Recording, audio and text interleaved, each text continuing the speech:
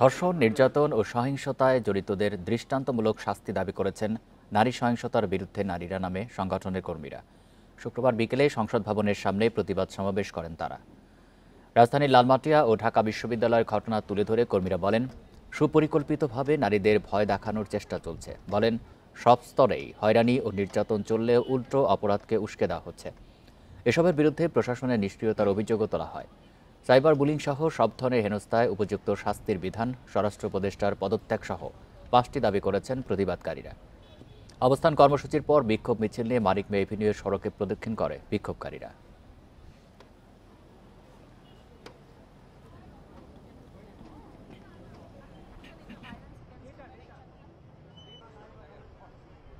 নারীদের বিরুদ্ধে ধারাবাহিক হামলার বিরুদ্ধে কোনো কার্যকর পদক্ষেপ তারা গ্রহণ করেনি।